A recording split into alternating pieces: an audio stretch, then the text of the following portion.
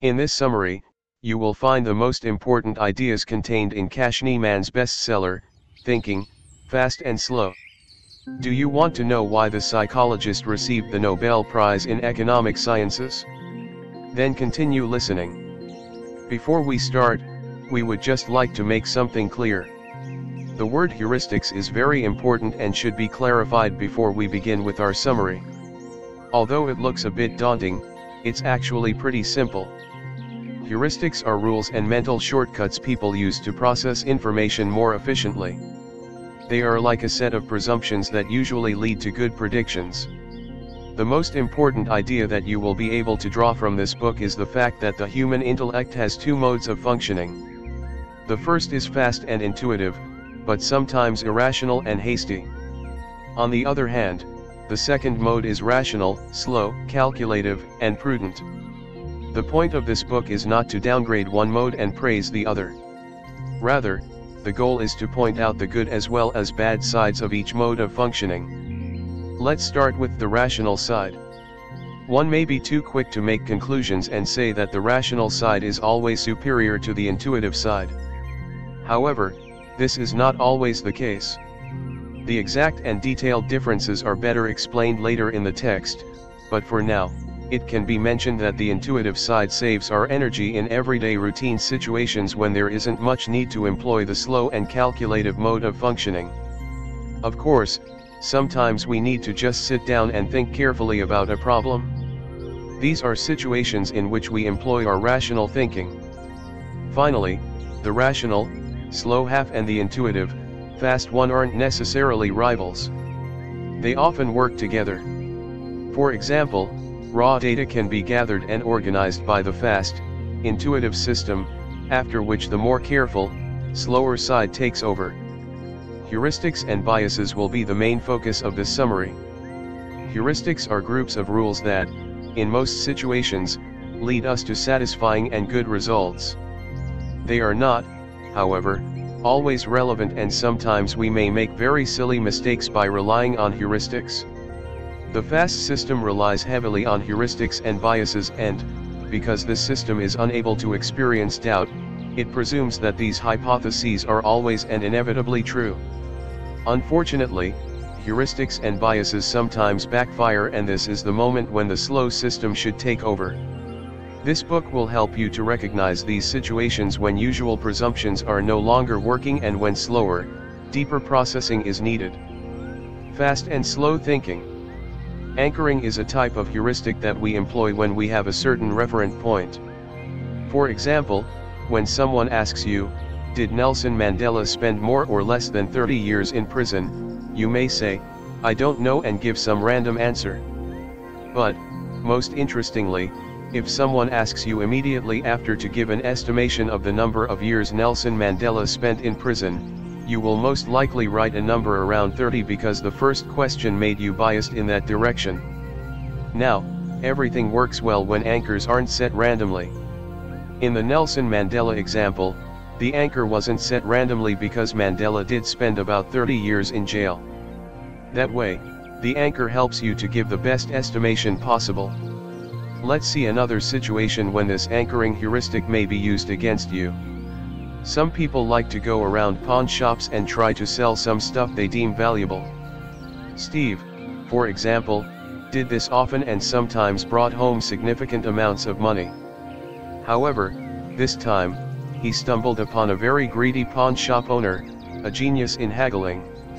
Steve brought some item that looked almost trivial, like some trifle you usually find in the attic.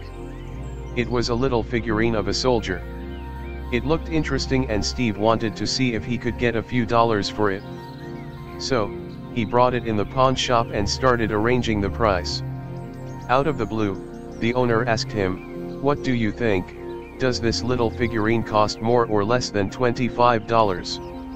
Steve was intrigued and jokingly said that it must cost more than $25.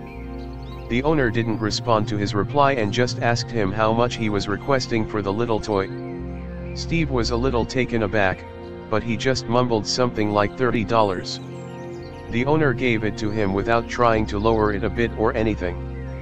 This looked a bit suspicious, but Steve just took the money and got out. The next day, he saw the same toy in the shop with the price $200.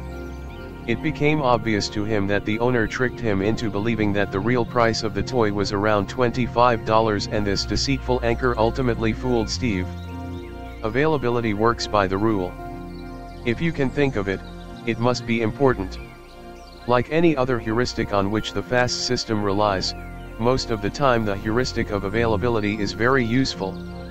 For example, when somebody asks you, "What's the biggest city in Europe?"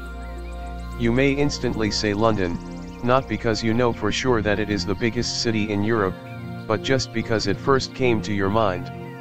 And you wouldn't be too far away, because London is the second biggest city in Europe after Moscow. This is a situation when the availability heuristic works in your favor. On the other hand, there are numerous examples of this heuristic catching people off guard and rushing them into unnecessary and irrational conclusions. Large plane crashes are one of the most shocking and media-covered events in the world. For days and weeks after this kind of catastrophe, the news is still full of reports about these kinds of events. And when you ask people, especially the ones who regularly watch news and reports about the possibilities of car crashes and plane crashes, people tend to underestimate the possibility of a car crash happening and overestimate that of a plane crash. This is because pictures of plane crashes are more readily available in their memories, and it is much easier to retrieve these images than those of car crashes, even though car crashes are much more common and deadly. Let's see another example. We all know that sharks are dangerous. Even if we neglect the negative impact Spielberg's film Jaws had on the beliefs around sharks, we can exemplify the heuristic of availability by the people's perception of sharks' deadliness compared to other animals. Most of us may make a great mistake if we were to assess the likelihood of a shark attack. Similar to the first example, because shark attacks are so dramatic, graphic, bloody, etc., they are forced by numerous news agencies as they attract more viewers.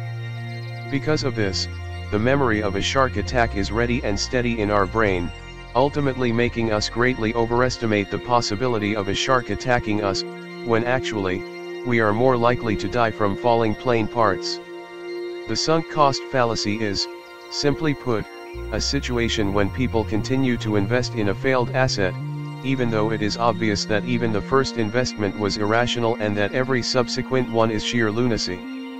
However, often otherwise very sane people do this in order to avoid feeling regret and like they've made a mistake.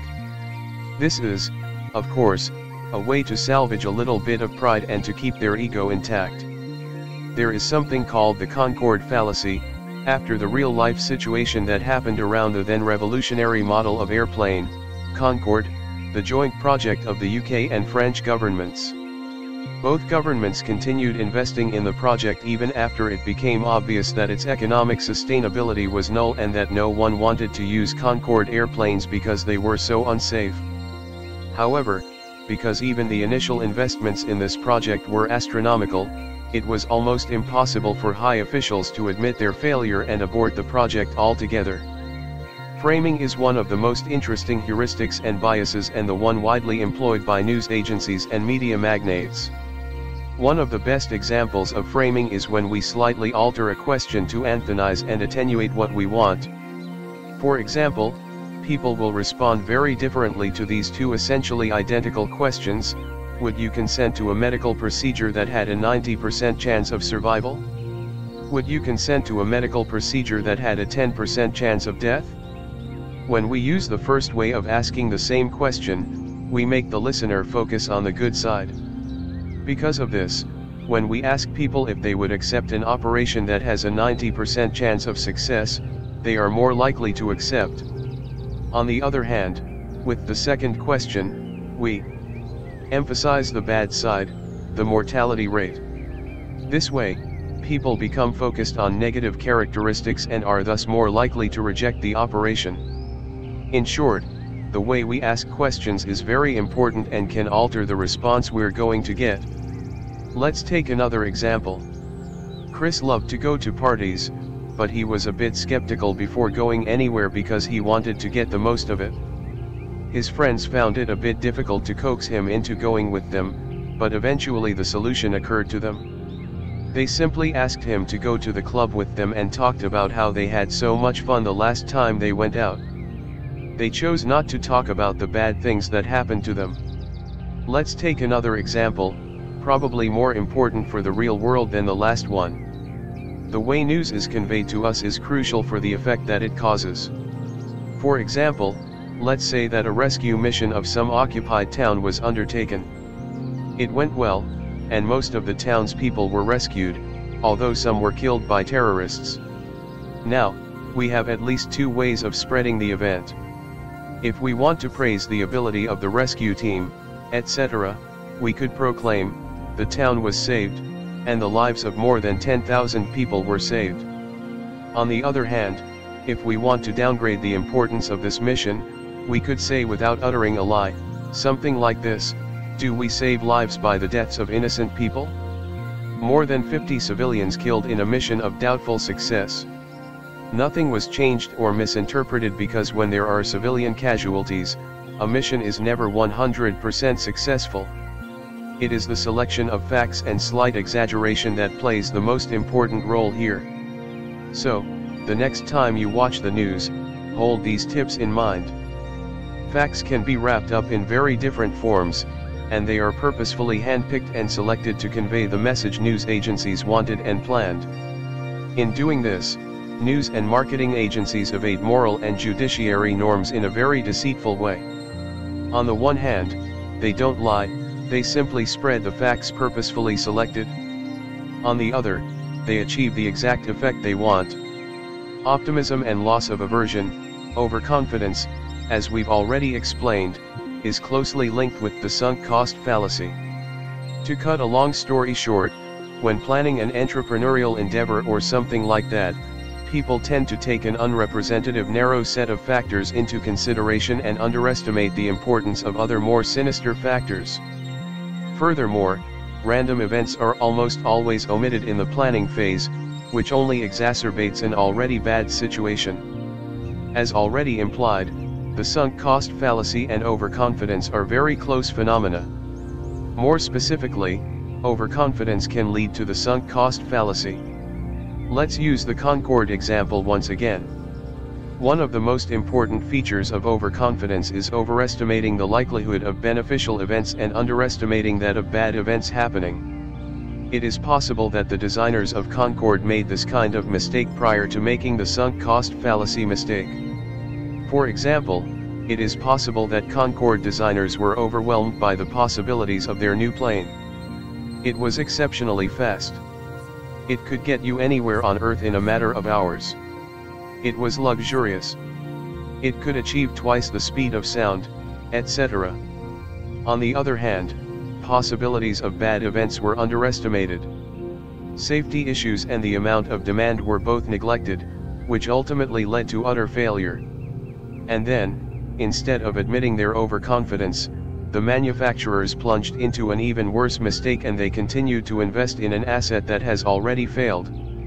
Effective forecasting is a pretty complex phenomenon. Simply put, effective forecasting happens when we try to predict the way we will feel in the future. However, there are numerous ways we make mistakes in these predictions, and in this chapter, we will mention some of them.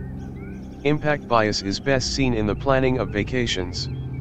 We are all euphoric before going on our well-deserved break from work. Partly because we have an idealized representation of what a good vacation should look like, and partly because we are very happy because we don't have to work for quite some time, we overestimate the happiness we are going to feel. This is one of the most important factors that causes disappointments and unfulfilled expectations. This is best seen in the so-called Paris syndrome or Paris shakogun, most prominent in Japanese tourists. They have such an idealized expectation from their vacation in France that it's impossible for those expectations to become fulfilled. As a result, some Japanese tourists experience symptoms such as depression, dizziness, tachycardia, sweating, and even vomiting. For sure, they have been working very hard and for long hours expecting to have a perfect vacation in the city of light, only to be let down by dirty streets, long queues, sometimes bad weather, astronomical prices, etc. Immune neglect is the other side of impact bias. It is described as one of the most important functions of the psychological immune system. The term neglect is utilized because people are usually not aware of the tendency of their immune system to exaggerate their future emotional responses. It has been shown that people who catastrophize and emphasize only the bad aspects of an event actually have a reduced stress response when faced with the real event.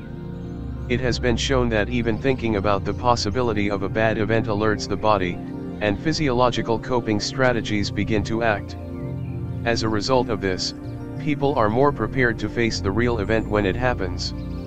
So, a judgment that is actually wrong alerts our psychological immune system and sometimes saves us from a lot of trouble. We'll now mention a situation that is quite frequent just to make this complex process more easy to understand. We all know that one person who is utterly afraid of dentists. Even the smell so usual in the dentist's office sparks the most intensive fear in these individuals. For them, even thinking about going to the dentist seems like an event worse than death. They ponder the worst possibilities. What if something goes wrong? What if I get an infection? What if a dentist makes a mistake?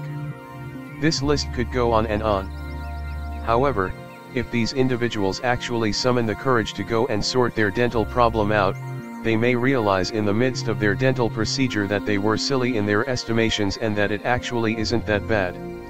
This is because their expectation prepared them for the worst. In other words, their psychological immune system acted preemptively and prepared their bodies for the most stressful event possible. Focalism is another way in which people make mistakes when predicting future events.